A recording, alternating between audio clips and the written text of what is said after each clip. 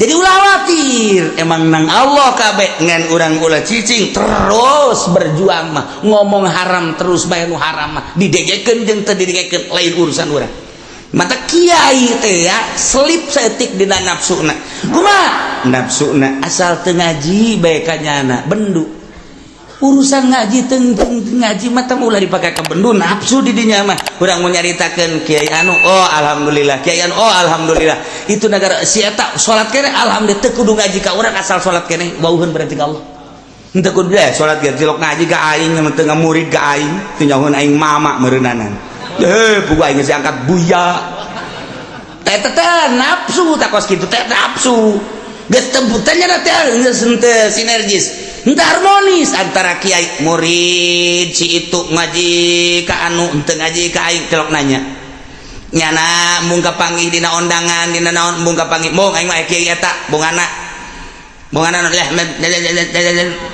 teu beres perbedaan puasa bae jadi teu ngomong atah amat sih sarua deuk ka Allah perbedaan soal puasa beda sapoe kok hayu teu nanya sih mongan nya mah makena nu kos kira teh bae tayang aing mah tayang wau nafsu ai deuk ibadah ka Allah mah tuh oh nya make anggeran oh urang anggeran ieu atuh masalah aja sarua deuk ka Allah atuh adapun ke urusan nu narima jeung teu narima nama Gusti Allah kunaon hayu teu nanya malah diomongan ulah sok kaji kadinya beda puasana lebaranna beda tayang aing mah ye teu durut cenah mah ka pamarentah ye mendingan jeung urang pamarentah ngagejebur sia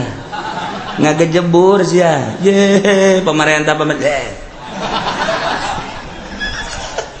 artinya ulah dijadikan permasalahan atau hayu bae jadi ka Allah di masjid teu wau nafsu teh kos kitu ngaranna di dieu lah loba keselipan para kiai aya nu deuk lebaran dikunci kapan masjidna ina naonan ngunci masjid cenah salah ya Allah ya Rabbi nyana geus jelas bener apa henteu sih atuh deuk sarua deuk ka Allah mangga Allahu akbar sarua perbedaan atuh mangga tah baja keyakinan pek bae mantak istimewa jasa pemerintah mah menghargai Naksabandi padahal bejanan 3 poe oh masalah geus jasa sarua ka Allah kunaon atuh aya di urang ribut iyalah permasalahan nafsu hayang dituturkeun eta lah nafsu ja urang mah ulah hayang dituturkeun ngaji sampaikeun urusan hayang dituturkeun nafsu ulah hayang dituturkeun asa ngadenge salat eta salat puasa geus alhamdulillah pandakwah teh titah nyahoeun ka Allah kuna salat kuna puasa adapun nyana ngaji ka urang henteu lain urusan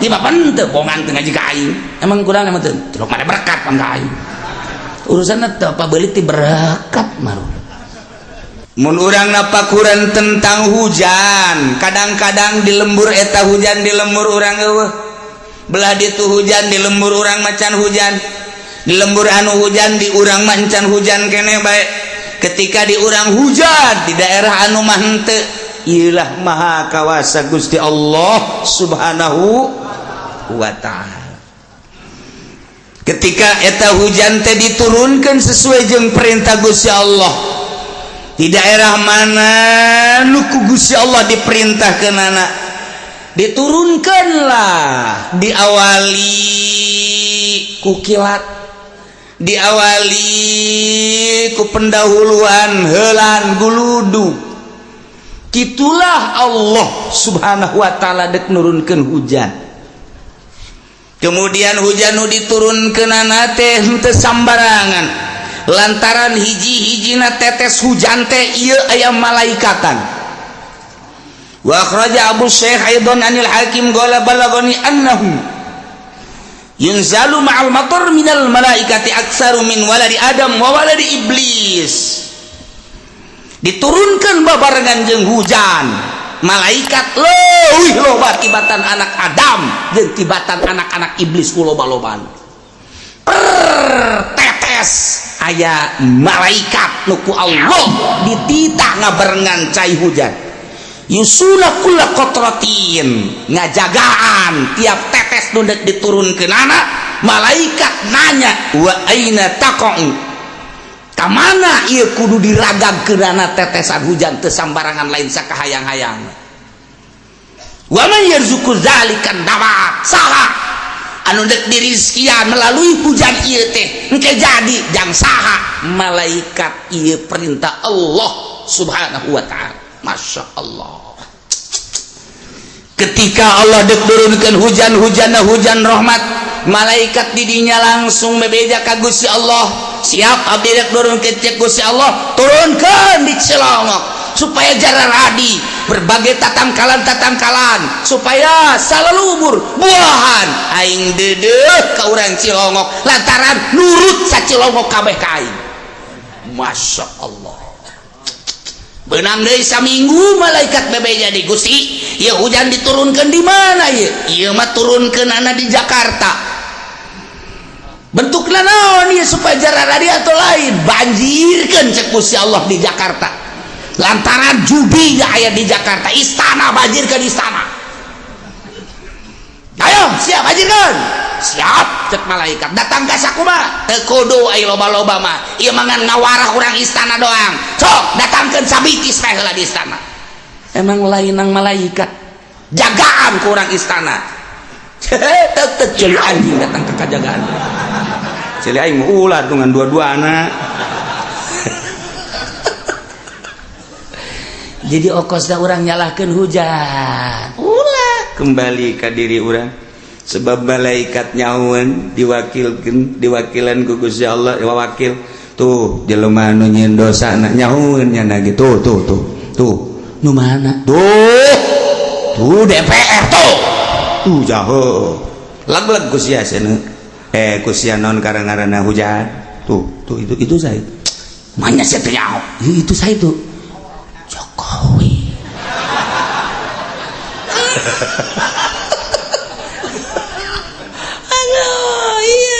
Ya malaikat ya Allah ya Rabbi lain lalagan yusuna kulla qatatin wa aina taqau ngajagaan tetesan-tetesan nu deuk diragakeun ka taneuh emang lain malaikat ya Allah ya Rabbi wa aina taqau di mana kudu diturunkeunana jeung ditibakeunana bebeja malaikat ka Gusti Allah wa may yurzaqu dzalikan nabat jeung saha nu bakal dibere rezeki ieu melalui cai hujan ieu nyahoeun malaikat jadi titah ku Gusti Allah ya Allah ya Rabbi teu daya teu upaya urang.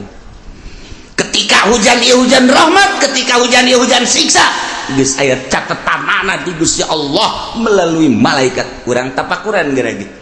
Aya hujan gede luar biasa turun ti jam 1 gede. Engke eueuh deui jam 2 rat gede deui.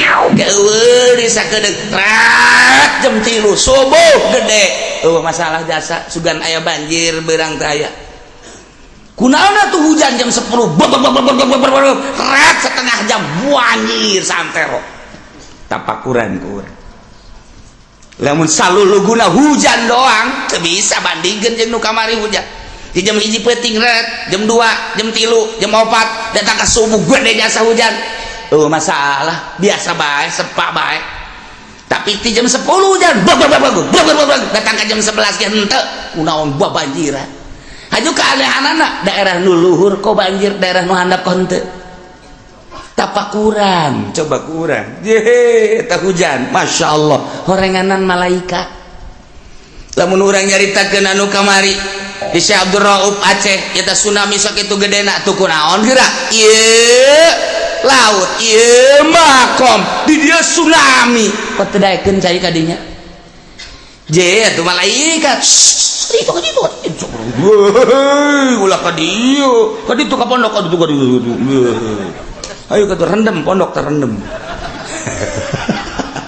aya malaikatan Masya Allah tah kuari mah urang nyaho guys numantak urang selalu mun ngomong jeung kiai mudah-mudahan we ya hujan sing jadi hujan rahmat selalu urang kan kos kitu tah dibere wawasanana ku para guru-guru urang ku para kiai urang baheula lantaran ieu hujan rahmat mah wa huwallazi yursilur riyaha busyram baina yaday rahmatih rahmat teh didinya hujan dek diturunkeun malaikat teh siap kudu ka mana nurunkeun anak memeh hujan turun diawali ku angin-angin memehna ge aya mega-mega nah di dieulah kaistimewaan dadamlan Allah subhanahu wa ta'ala. Nah dilanjutkeun ku Gusti Allah jang nyontohan jelema mukmin jeung jang nontohan jelema kafir teh.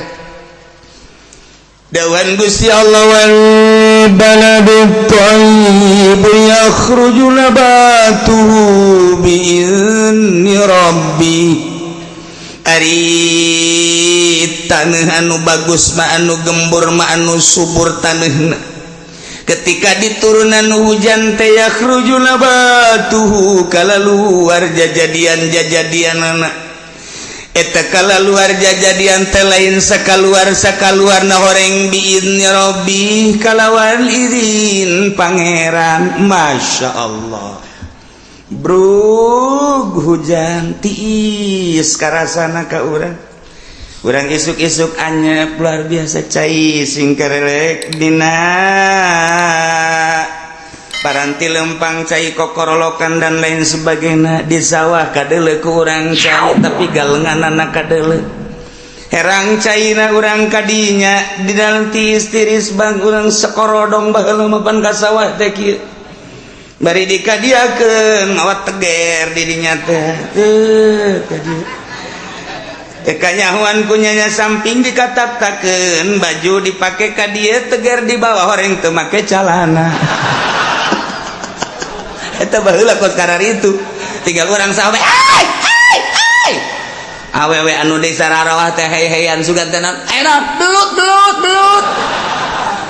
mana eta tewak belut ya nama ka dieu mana belut eta ngagantung kan jahe lakon baheula kos kitu eta potret-potret baheula. Masya Allah karim eta ku bunga-bunga cai hujan teh rahmat datang ka teu make calahan dongengna loba jasa ibuna jeung bapana anak kabeh dibawa ka sawah yeuh terus di sawah lulumpatan budakna ju hayang ngising ban budak di sawah teh bek bebejapan indungna di tengah sawah bapana jauh ngising di calana loba budak baheula mah nu ngising di calana di sawah emang lain kumaha lalakona. Masya Allah eta indahna cai rahmat. Terus jararadi urang ka huma kadinya ya Allah ya Rabbi di huma ge jararadi segala rupa nu dipelak teh urang ka kebon ja baheula mah aya kebon eta di kebon teh jararadi geus mah suep jadi badur jadi di sisi tangkal cente jadi kagadung-gadung jadi segala rupa anu ngeuna jeung tur ngeuna ge kabeh jararadi barang di deuleu belah ditu kacipet loba jasa budak kuali mah teu nyaon ka kacipet di deuleu ku urang tun ka ranca pondok aya di ranca pondok didinya teh ya Allah ya Rabbi didinya teh loba jasa wow nu pararanjang teh ya katipuk barang kuali mah teu nyaon ka katipuk daon cenah katipuk eta makanan khas pasar Kemis. Wow ngeunah jasa isuk-isuk urang gadug keunuk sakola jundeuleu bebanjiran di pondok didinya teh loba katipuk dicokotan kieu can ngadaharna naon di imahna didahar ku urang masalah ngeunah jasa baheula mah sugan nyeri beuteung henteu tiis-tiis gadahar kos kitu masalah jasa irahmat luar biasa ya Allah ya Rabbi balik sekolah terus mapayeula urang teh tah di pagar-pagar didinya teh loba kingkip dialan kikip ku urang teh diasup-asupkeun ku urang ka dieu ka gitu kantong bu ambal aya kingkip belah dituna ya rukem-rukem dialan sarua bae loba jasa pas datang ka imam Masya Allah jak kedek berangkat sekolah mah encan araraya barang balik sekolah jam 10:30 ya Allah cecen det ararasa di kuat ya Allah ya Rabbi Gusti kabeh jararadi geus kacipet geus cecenet geus tente geus bangsa segala rupa ya Allah pohara tak eta teh rahmat tuh kos kitu jararadi jatah tadi ngecek malaikat di mana abdi kudu nurunkeun didinya dijadikan rahmat jararadi aduh pare gori jararadi henteu kudu di pupuk-pupuk cara kuari dideuleu ku patani bari ngarokol di songfu food dideuleu dihandap ya Allah lauk cek kecepeng geus puguh lauk betik mah jeung betok endet segala rupa lele leutik embalayah di juru-juru sawah teh geus teu kudu makenan naon nyokot bae sair sakumaha nu bapak kolotna dicokot baheula aja datang ka imah dikeureutan teu kudu dikeureutan ku indungna pek kumbah gua taina ge digoreng tanyakeun ka kolot baheula emang aya anu micenan taina aja eueuh barang di dahar teh hulu dah heula ngagecrot amis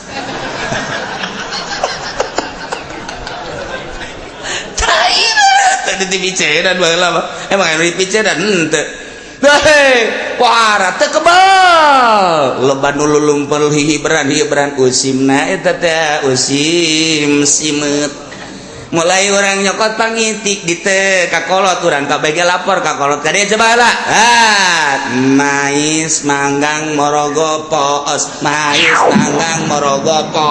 potong poos tah kudu kumaha tuh hasi hayang mais hayang morogo hayang ngarogo mais be mais potong pelbah mais hayang ngarogo potong pelbah ngarogo mun teu lapor heula ka emak urang ka indungeun ka bapak urang atuh poos teu menang je baheula masa dikitukeun trak menangan boh diasikeun kana botol eta potret-potret baheula di zaman-zaman Bung Karno masyaallah masa-masa indah masa jelema jalalujur jeung adil masa-masa wanon gitu ngaranna kitu lalai keluar pas tepat waktuna asal maghrib keluar diojok-ojok ku budak teh keluar memeh maghrib asup deui lalai baheula mah nurut asup deui cak lalai ngeganggu gua belum maghrib lo asup deui lalai jujur baheula lumantak cek abah almarhum coba deulean cing coba lalai geus aya keluar tancan di deuleu geus bah maghrib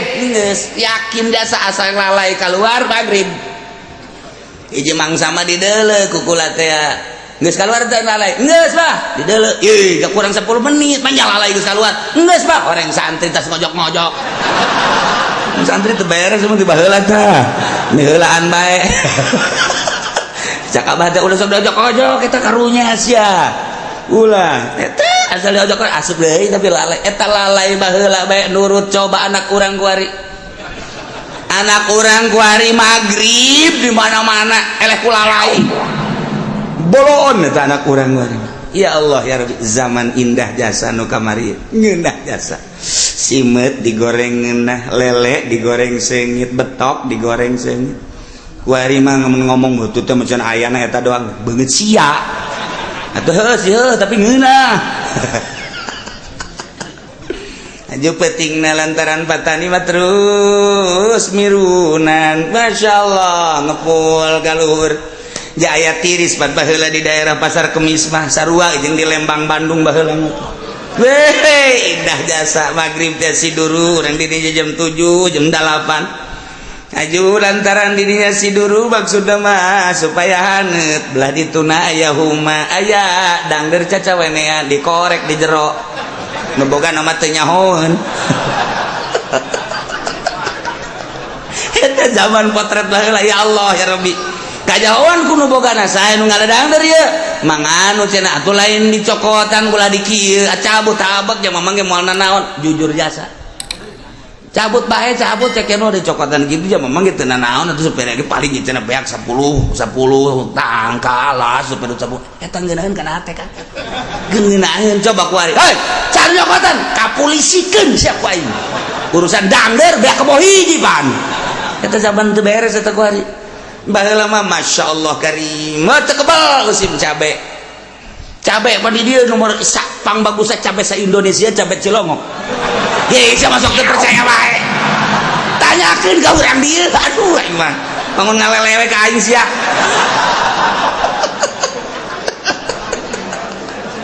ya Allah patani di Cilongok teh kapan musim cabe manu bagus teh dijual eta anu kameron-kamerona ditumpukeun kapan didinya anu lakuna dijual nu teu lakuna dibikeun ka tatangga nu teu boga cabe dibikeunan ka santri santri luar biasa usim cabe mah weh santri teh meuleum cabe coel cabe kemudian atuh sambal cabe nyayur cabe kabeh ngisim di sawah ambualaya kabeh ngabeten kabeh kunaon nyeri bujur.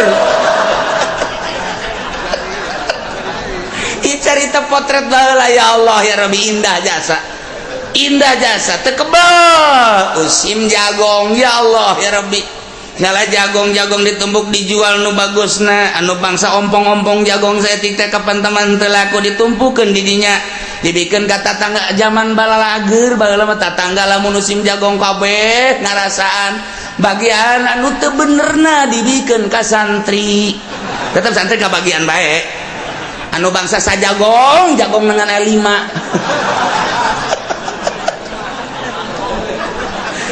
gele 5 siki atau tetep santri mah wow mantap Pak dikeureutan kunyanya dicacak di sayur atau santri emang kumaha gitu boro-boro jagongnya nama tangkal kalapa dicacak di sayur santai ieu keur carita potret baheula rahmat Allah karasa jasa ku kabehan ya Allah ya Rabbi, urang lamun melak tangkal cauh hiji brang menang saminggu kunaon jara radi eta anak-anakna kuari mah hese hayang anakan aduh dapuran itu ya Allah ya Rabbi, kemudian tangkal awi ti ditu sadapur ti ditu sabatur urang hayang sabatang bae mah ya Bang kula butuh awi ngala sahayangna sia sadaekna sia nu belah mana bae tuh nu kus karolot bari tuduhkeun ku nyana tuh nu belah ditu geus karolot mah los alah sadaekna sia da kumaha coba kuari coba kenal aja ngalawi polisi zaman polisi kuari baheula mah ya Allah ya Rabbi ceng siap panjenengan bebejana sabatang pan 5 kurang 5-nya ayo geus tuh besi kurang ngalah deui sia tuh tiis kana hate tiis mina Masya Allah ceng sia ngalawi ceng sia bebejana 5 10 mah geus 10 cukup aja ya anak abah ke mana eta milu jeung kula anak milu nu mana itu anak mang nu awewe milu coba awi na di bawah anakna milu masalah itu baheula mah geus kitu neng sia kunaon milu nyana mawan awi karunya jasa teu kabawaeun ku kula dibantuan eta nu awewe ge milu bantuan siapa bogoh meren gitulah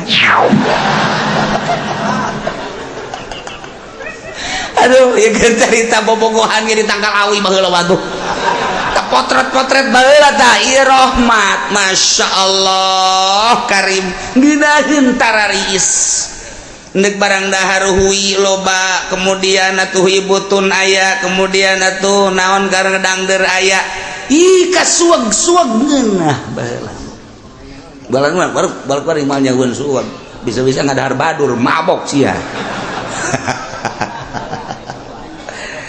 nah iya naon ieu maksudna iyalah wal baladu thayyibu yakhruju nabatuhu bi izni rabbi taneuh anu subur mah nu diturunan hujan ku Gusti Allah merupakan hujan rahmat nu dibawa ku malaikat yakhruju nabatuhu kala luar jajadian bi inni rabbik kalawan idin pangeran Gusti Allah subhanahu wa ta'ala ya Allah ya Rabbi kan ginahan subur lah eta keur carita palawijo nah kuari tangkal buah baik nu dipelak baik anu henteu atawa jajadian bola deh kuari mulai kembangan ku ayana hujan tadi sagesa kembangan teu kebal langsung pentilan terus karolot kadeuleu aya nu koneng di luhur sakampung ngadagoan ragagna eta buah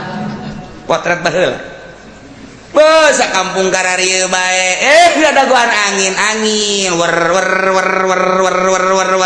patek rok buah jeung buah lantaran patek ragagna hiji nu perebutna aya 100-an mebreg buah anu diperebutkeun mah buah daging tapi hulu bara rentus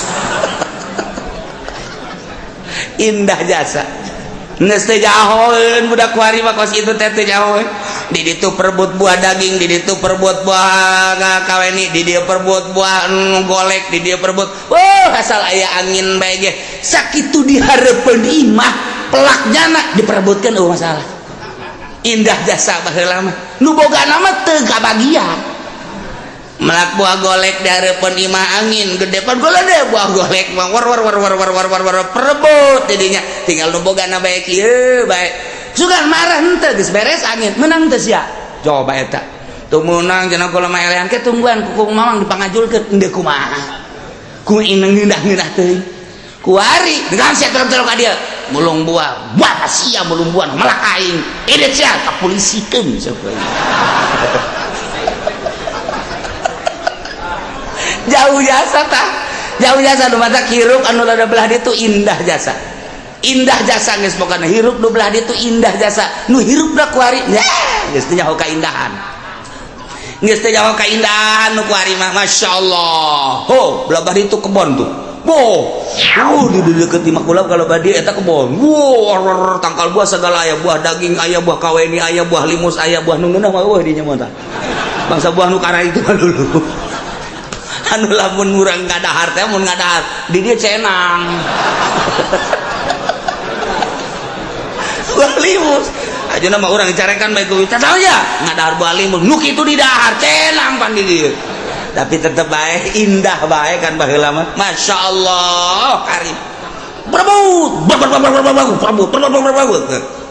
datang ka imahna masing-masing cak indungna sia bau tai amat sih ye jatuh ngising eta sia ada dapur di mana gorenganan perebut buah dihandap teh tai santri aduh geus pokona indah jasa zaman eta mah indah jasa neule potret-potret ka tukang indah napar eueuh bendu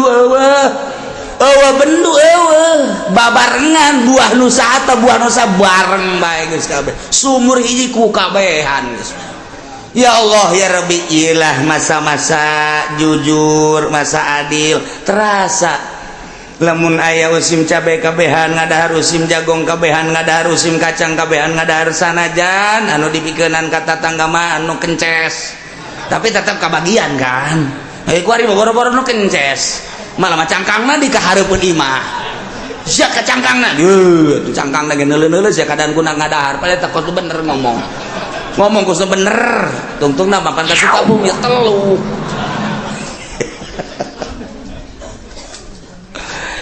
indah jasa nah eta keur carita hujan diturunkeun ka taneuh anu subur efekna sagala rupa jararadi geus pugu nu dipelak nu dibelak berbagai jukut jararadi tatangkalan jadi kembangan jadi buahan dinikmati ku kabehan ilah gambaran jelema mukmin masyaallah ketika Allah dek ciptakeun manusia di jero hatena iman lain sakadar iman tapi dek dikembangkeun ta eta jelema mukmin anu hatena mulus bagaikan taneuh anu subur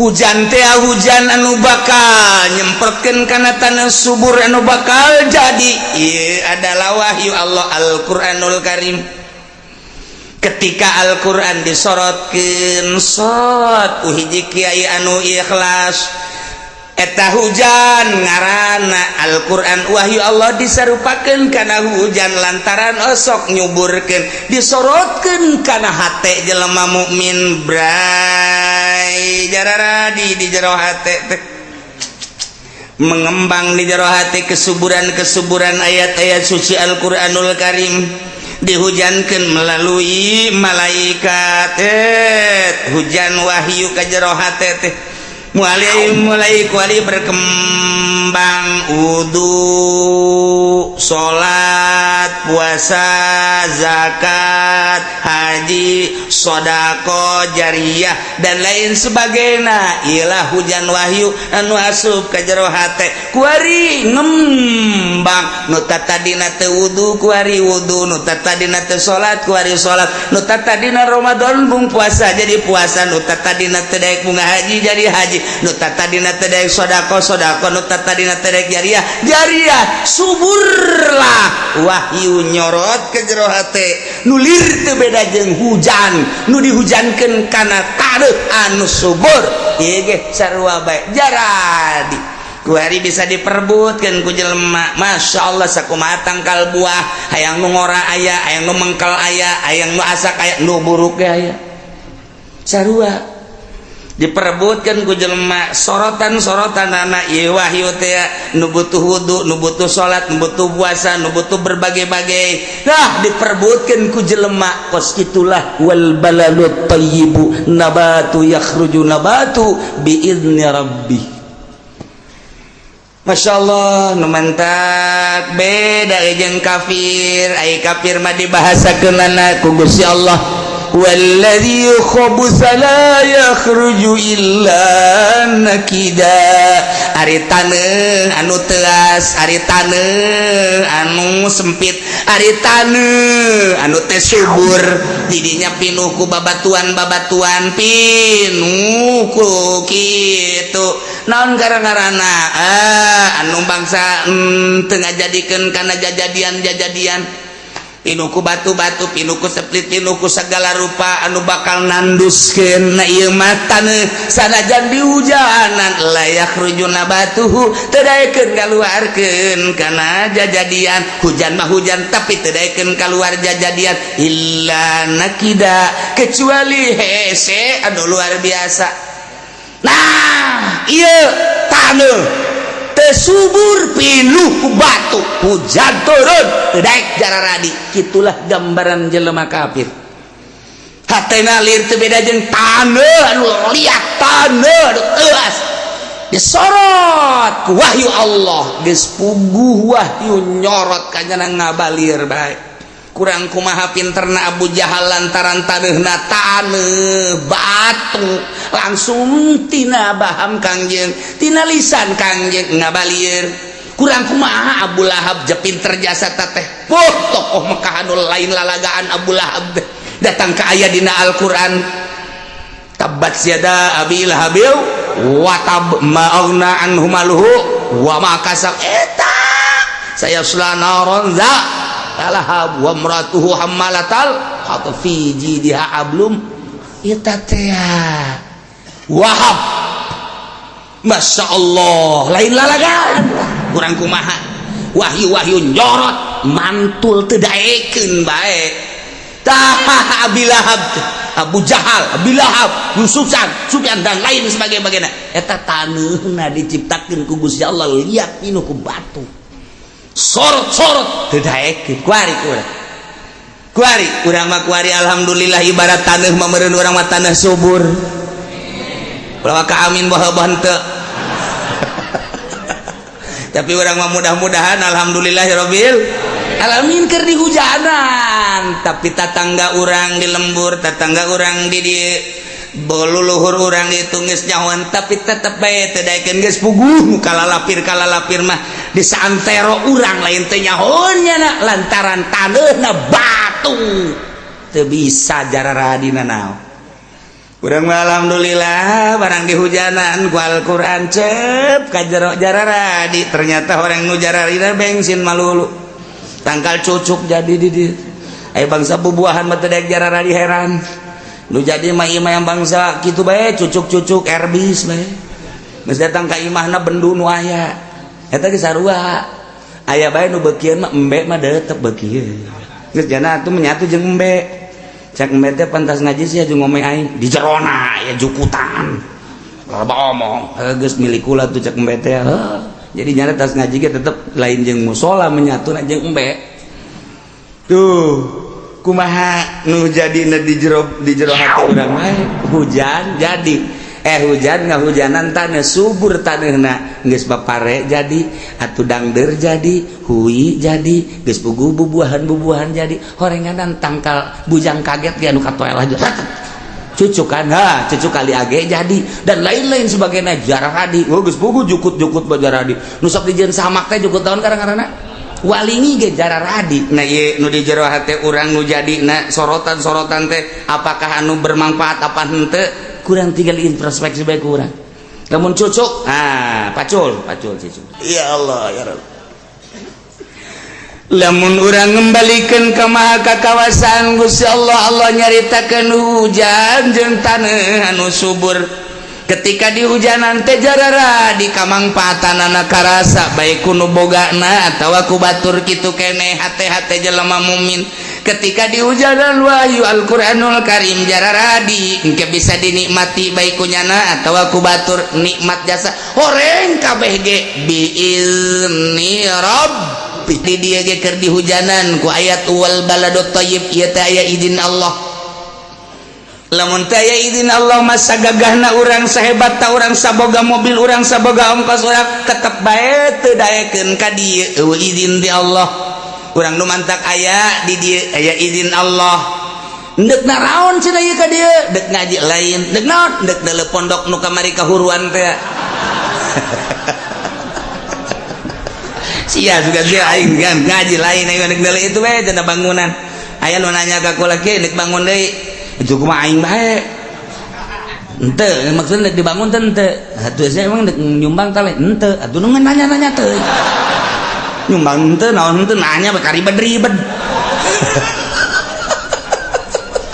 sia badalekeun bae atuh henteu cara tuh kula hayang nyaho bae ge maksudna lamun kiai nek ngabangun deui kulakan di lembur dek maksudna donatur ijang pondok Cilongok aju engke kieu maksudna kiai lamun menang 100.000 50 jang kula tangkorak ieu ieu bangsat mah ieu mentak aing mung loba omong ge eta kos kitu ih cenah kiai ngabantuan kula bae tangkorak sia meureunana ieu jahanam ieu ya alhamdulillah penjaga kejadian masalah bea kabeh lurah hadir, camat malam eta ge hadir, isukna bupati ge hadir. Alhamdulillah kepedulian hadirna doang alhamdulillahirabbil. Ulah kaseri mah keur hadirna ge geus alhamdulillahirabbil alamin berarti kan nyana nyahong. Tuh, geus.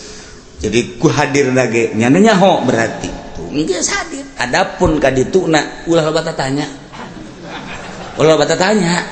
Sebab saya mah nanya doang kan.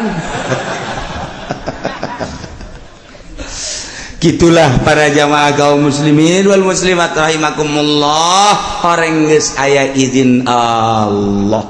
Lamun ieu dik dijadikeun jelema subur biizni rabbih, Allah lah anu ngurus. Ieu dik dijadikeun setengah subur biizni rabbih, Allah lah nu ngurus. Ieu mah dek dijieunkeun nu bantat biizni rabbi, Allah nu ngurus. Emang sakitu izin Allah.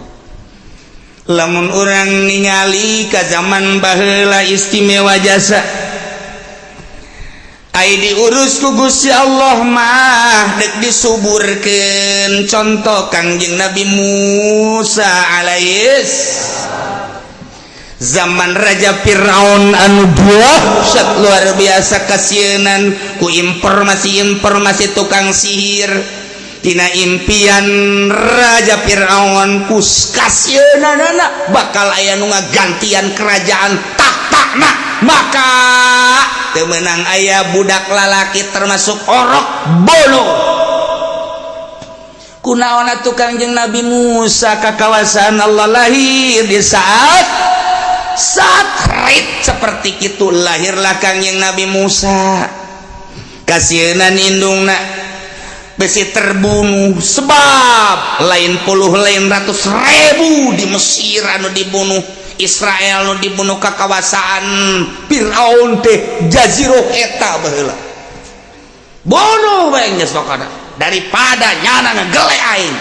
Tapi maha kawasa Allah lahirlah Kangjeng Nabi Musa ku kasieunana indungna secara manusiawi diasupkeunlah ka jero peti terus dibungkus rapi nyanggakeun Gusti sadaya-daya abdi ti Gusti anak abdi ge nu Gusti cenah deuk disalametkeun nu Gusti cenah deuk dibunuh ku batur ku Firaun nu Gusti abdi mah geus leupas tanggung jawab abdi kasieeunan Gusti mangga nu Gusti dipasrahkeun ka Gusti lot ka laut kunaon atuh mengkol ke tempat mandi tuan raja coba bayangkeun tak otak urang cek Siti Asia, itu naon, angkat, dayang, angkat, bawa ke istana, bawa. Begitu bawa, coba buka, begitu dibuka, blak, orok lalaki. Maha kawasa Allah. Col Firaun. Iya, moal salah nu bakal ngagantian aing iya. Boloh. Keheula ka. Cek pamajikanana. Kan orok-orok nu di negara urang nu kudu dibunuh pan ieu macan kanyawan orok ni mana jehe urang kan teu boga anak saha nu nyaho ieu teh ngajadikeun berkah kana kahirupan urang ulah dibunuh lamun nu di negara urang kekawasan kakak bunuh sama kabeh tapi ieu mah pan teu nyaho ti mamanana meureun ieu nu bakal ngalawan orok anu bakal ngagantian kakak ieu oge nya Maha kawasa dibereheun tapi raon dibereheun bener-bener moal salah anu bakal ngabantuan karena kerajaan kakak kebersinambungan kakak nya adab antep gede ieu lain caritana eta musuh di dalam rumah sendiri. Maha kawasa Allah Masya Allah kos jelema nu nyandung musuhna pamajikanna apa eta di luar majanya na tarariis barang asup ka jero alhabatan neraka jahanam. Ya aing kunaon di neraka cagana teh. Nah, orok sapoe ceurik teu daek nyusu. Wah, coba teangan nundaknya nyusuan. Wah, berbagai potongan susu dararata. Siapa kunaon heran kun yang serikeun ka aing. Maksudna ieu nu endek kuli nyusuan aya nu sagede kieu tapi peungkeur aya nu gede mun tergantung kumaha susu ngaranna ge di timur tengah ieu aya nu gede nu kurang dicekel ku dua ge gede keneh wae ieu de kuli ayo cak Firaun coba nu mana bae coba susu nu ieu susu teu daekeun balem we Kangjeng Nabi Musa coba nu ieu teu daekeun coba ieu teu daekeun coba nu ieu teu daekeun kabeh bingung teu daekeun kabeh. Ya kumaha tuh ya sampai dua teh daekeun jus pae. Coba teh angan deui. Jak indungna aing deuk kuli nyusu. Kakawasan Allah deuk kumaha. Aing deuk ka istana deuk kuli nyusu aing datang kadinya. Lapor siapa? Saya nama anu. Mau apa? Saya mau kuli nyetain. Coba sugan ku maneh. Watuh, barang dibuka. Wah.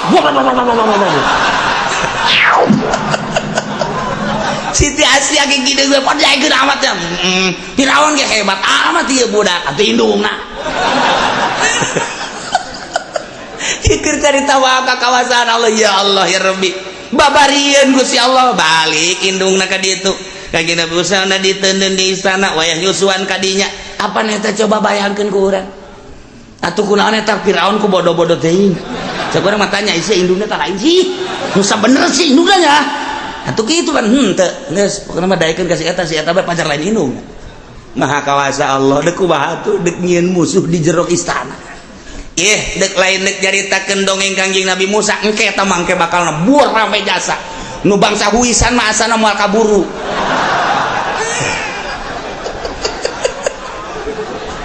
Manggening rame jasa. Ya Allah ya Rabbi. Ia mandek dicaritakeun wa haramna alaihil maradi'a. Allah nyegah ka Kangjeng Nabi Musa ka tukang-tukang nyusuan. Coba bayangkeun. Dibere susu embung, susu itumbung, susu embung, bung. Kunaon eta nu mantak embung? Dijaga ku Gusti Allah lain makhluk anu sambarangan, teu sambarangan nyusu ieu mandek dijaga ku aing cai susuna ge teu meunang sambarangan, kudu anu tetesan ti indungna turdu halal, teu bisa sambarangan. Embungeun Kanjeng Nabi Musa, padahal kurang kumaha cai susu anu tadi dicekel dua teu bahi teh. Subur jasa teu daekeun, lain teu geunah dijaga ku Gusti Allah sebab ieu cai susu kadaharanna sambarangan. Ti dia teu daekeun sambarangan. Nu ieu sambarangan. Dek dijaga ku Gusti Allah wa haramna alaihil maradi'a. Dicegah ku aing cak Gusti Allah. Tukang nyusuan teh sambarangan. Sebab naon? Dek diistimewakeun Musa ku aing teh mimiti orok teu beunang sambarangan barang dahar. Apa nae ente mah susu sapi? Susu kebo. Susu embe. Waktu ambalaya memantak datang ke kuaring tetejeh baik jabongan baheulana barang neuleuh indungna nyonoh langsung kieu bae nyurudug tata dina susu sapi batak disurudug gu nya deudeuleunna itu teh sapi maha kawasa Allah dek dijaga ku Gusti Allah teu sambarangan terus Kangjeng Nabi Musa sanajan di istana apa Kangjeng Nabi Musa ngadahar eta kadahar istana tidak ada dibere teu hayang Kangjeng Nabi Musa nginum dahar di istana sebab ieu adalah milik rakyat darah rakyat teu hayang Masya Allah urang lamun ngitung kadija muringkak bulu di jero istana nu serba mewah sebalik lain lalagaan Firaun ngaku raja lain sakadar ngaku raja tapi ngaku pangeran segala rupa aya di dinya Kangjeng Nabi Musa teu tertarik sugan tertarik ku kadaharan-kadaharan nu aya di istana teu aya sebab kadeuleuna ku Kangjeng Nabi Musa getih teu hayangeun coba urang naondang ka bupati ka ditu deh geus madahar di dinya geus siap kantong yang merekat jadi nu musibah lainnya na bae anak jeung pamajikan ge bakal kena ye kana musibah geus badahar di dinya nginum di dinya dahareun sagala rupa eta teh kapan getih lantaran duit rakyat disuguhkeun ka kiai komo Haji Pendi mah nyambutut sakumaha jumbo kurang parab sarwana jeung Haji Podoli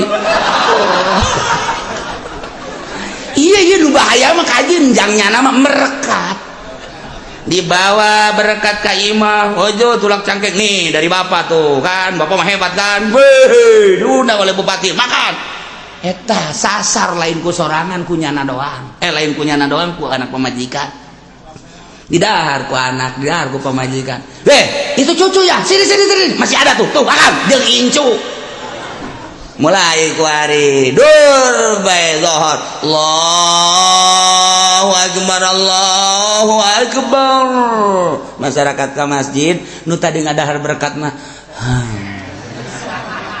akibat berkat di bupati adzan teu kadenge adzan di deuleu ku Haji Pendi pada tidur lu ngapain udah adzan tidur diuk jadi di kursi pereuh emang mawaan ka ibadah dahar di lukas gitu ente sebab naon racun urang manu di deuleuna teh kapan eta teh indahna jeung ngeunahna sesuai jeung watak sungut urang cak sungut urang ngeunah amat eta teh da jeruk amis ngeunah amat eta teh apel ngeunah amat eta teh anggur ngeunah amat eta teh pasakan padang dan lain sebagainya watak deuleu ka jerona duit rakyat teu pernah dibagikeun kana semestina getih jeung nanah je naman tak kieu Golkar tilok hararusu ge salatna je tetep ceuli datang ka husu bae ge wani sumpah aing mah ya cenah ki uci sombong aing sombong emang sekali-sekali ya aing ge teu husu masalahna aing nu teu ngadahar teu husu komo nyana ye cek nya ulah sok kitu kiai can pugu kiai mah teu husu kiai kami mah aing mah sebab naon boga anggeran ti Kangjeng Nabi bensinna ti mana Kangjeng nyarita namun sika dinyakeun ngomong naon soek teh apa aing ye tadi siang ngomong ka aing sombong-sombong tah Kangjeng nyarita tah kumaha dahareunana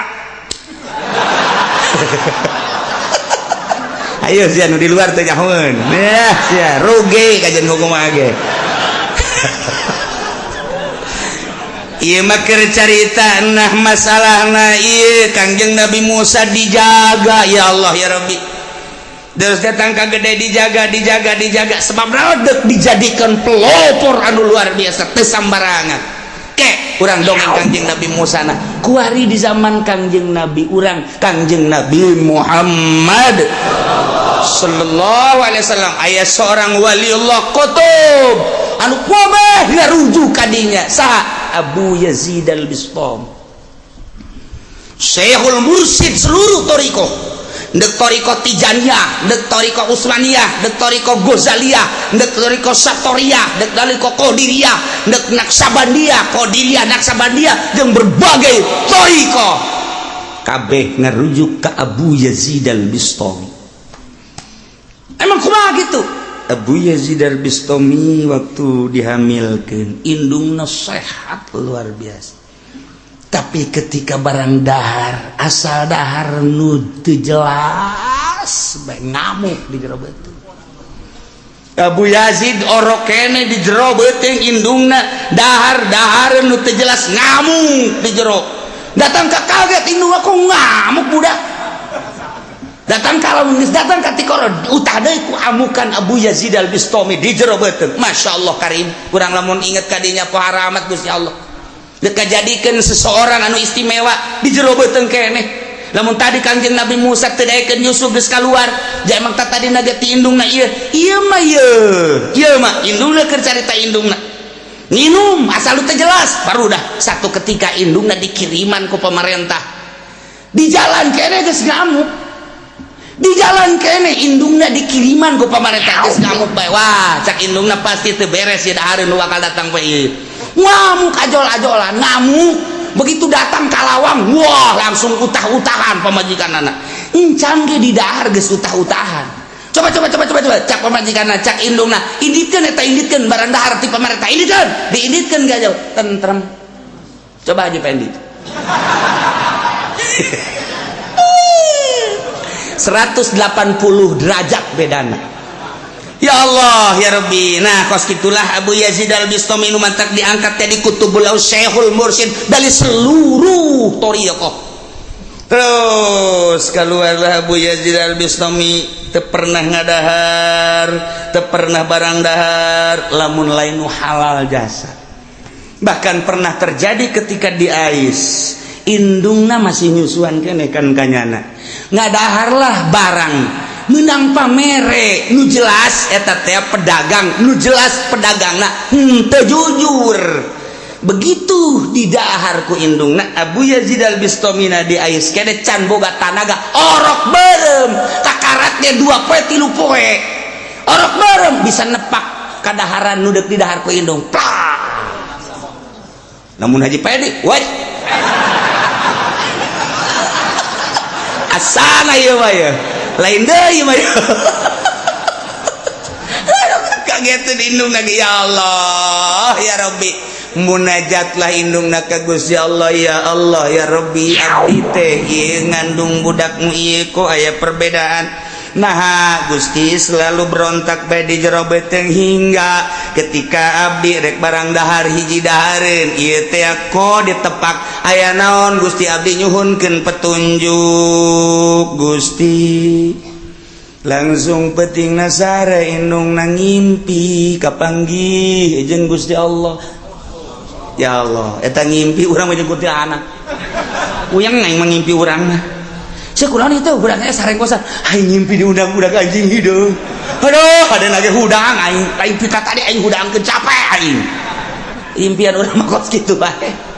Gimana kubata eta teh geus disimpulkeun bae teu nyaritakeun kos kumaha ngan disimpulkeun eta langsung ti Gusti Allah. Cak Gusti Allah wahai Ibu Yazid kaula dek ngajadikeun hamba kaula nu ngaran Abu Yazid al-Bistami urang Bistom melalui rahim anjeun ku kula dek dijadikeun manusia nu pangsucina sadunya setelah nabi kaula. Mantak dijaga ku kaula di jero beuteung keneh ketika anjeun dek barang dahar nu teu jelas jana berontak ku dijaga ku kaula. Masya Allah maha kawasa Allah. Ialah wal baladut thayyibu yakhruju nabatuhu biizni rabbi.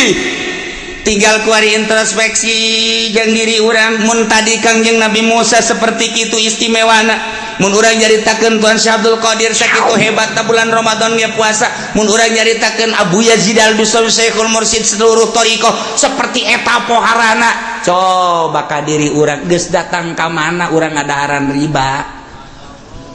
Geus datang ka mana urang ngadaharan perkara-perkara dahareun jeung inu manu teu jelas. Ketika urang jadi pamarentah geus datang ka mana urang barang dahar anu teu jelas selain gaji urang. Ketika urang dagang, ketika urang tani dan lain sebagainya.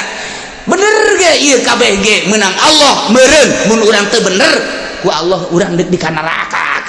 Naudzubillah min dzalik wa min dzalik. maha kawasa Allah ngajagaan hambana. Gusti Allah dijerobeteun keneh. Terus datang ka kuari ge nu dijaga ku Gusti Allah. Ya Allah ya Rabbi, moal kebal deui abdi teh teh baru menghadap ka Gusti. Ketika abdi menghadap ka Gusti tengah-tengah negara anu keur lain lalagaan ramena, informasi teh lebih cepat daripada kekuatan cahaya. Terjadi di dia Amerika geus aya, terjadi di Inggris geus aya. Berita-berita tersebut teh ya Allah ya Rabbi, saat menjaburna hujan HP nu dijaga ku Allah mah teu aya. Saat menjamur televisi nu dijaga ku Allah teu aya. Saat menjamurna riba nu dijaga ku Allah geus teu aya. Geus teu nyaritakeun haram halal nya geus dibere embung bae ku Gusti. Ditanya ge ieu sih haram apa halal sabodo siangan aing mah dibere embung bae ku Gusti. Dijaga ku Gusti Allah. Mun eueuh nu dijagaan ku Gusti Allah hancur umat teu kumaha. Carita riba geus dihalalkeun, carita haram geus dihalalkeun, berani ku ari mah. Lamun urang nyaritakeun tentang maling, korupsi geus ambalaya teu dijagaan ku Gusti Allah. Mun urang nyaritakeun tentang mabok zina geus teu dijagaan ku Gusti Allah. Kaheureyan mata jeung ceuli geus teu dijagaan. Sol Allah Maha Kawasa Allah biizni Rabbi aya jelema nu bertahan. Hampangeun ku kawasa Allah, hampangeun ku irodat Allah, hampangeun ku kekuatan Allah, hampangeun ku daya Allah. Sakan masalah nyanggakeun sadaya-daya mah dibane kula-kula ih nya teu hayang ieu cacak-cacak nu dijagaan ku Gusti Allah deuk kumahaeun ku. Lamun di Pandeglang nu dijagaan ku Gusti Allah ajur sa Pandeglang. Serang nu dijagaan ku Gusti Allah ajur Serang. Tangerang mun eueuh nu dijagaan ku Gusti Allah ajur Tangerang. Jakarta mun eueuh nu dijagaan ku Gusti Allah ajur Jakarta. Ngan aya keneh nu ku Gusti Allah dijagaan nu hampangeun. Mamawa kaapikan kawaroan teu kudu nyaritakeun di kitab teu geus kitu bae ku Gusti Allah. Jauharna zatna diciptakeun sakumaha Allah nyiptakeun Abu Yazid al-Bistami embungeun ti jero beuteung keneh. Sakumaha Allah nyiptakeun Kangjeng Nabi Musa embungeun barang dahar. Sakumaha Allah nyiptakeun junjudan alam Kangjeng Nabi urang Kangjeng Nabi Muhammad sallallahu alaihi wasallam babarieun Gusti Allah. Masyaallah karim.